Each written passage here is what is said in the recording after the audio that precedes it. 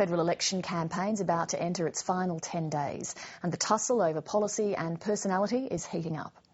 The Prime Minister and the opposition leader are doing more daily appearances, and today both unveiled big spending promises to woo the electorate. For the opposition leader, it was $750 million for the Murray-Darling Basin. The government's focusing on transport in the nation's biggest city, pledging more than $2 billion for a rail link in Sydney. Political reporter Hayden Cooper.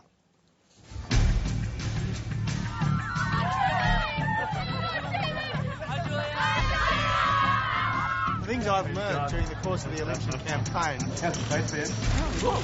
Hello mate, how are you? BM chomping into that in a major way. Sorry, I've already started drinking. All the best. Hi. Thank you smash Abbott. It is going pretty well.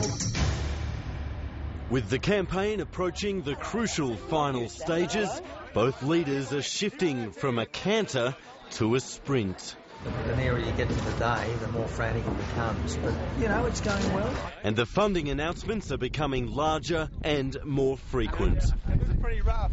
Tony Abbott began his day at the windswept mouth of the Murray in South Australia to announce a $750 million water buyback plan. This will be the most significant inflow of fresh water into the Coorong in a decade, and it's a sign of our determination to do the right thing by the environment.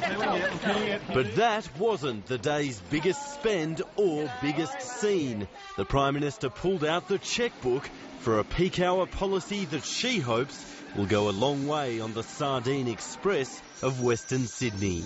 Working together, we will construct the Parramatta to Epping rail link. With the state Labor Premier glued to her side, Julia Gillard announced her most expensive promise yet. This is a substantial project. It's $2.6 billion. The federal government will contribute 80% and the New South Wales government will contribute 20%. That's a great win for families in Western Sydney. So thank you, Prime Minister. Thank Absolutely. you. Thank you very much. But the federal money won't leave the station until 2014. It's just a typical Labor promise. Big on sizzle but no sausage. I mean, this is the whole problem with the Labor Party. They are all promise and no performance.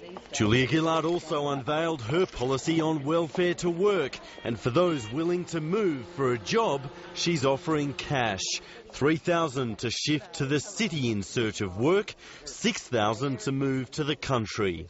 To enable job seekers to move from their home location to another location in order to take up a job.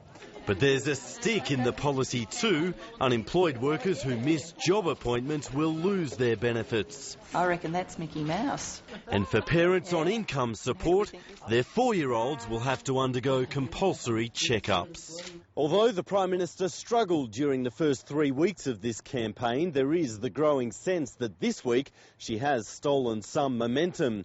The Labor team is building towards Monday's launch. But Tony Abbott still believes that there is a deeper mood for change, part of which was on display tonight. At Rooty Hill, both leaders attended a community forum. How can we trust you that you won't break any more of these promises? Well, I'm very happy to answer your question.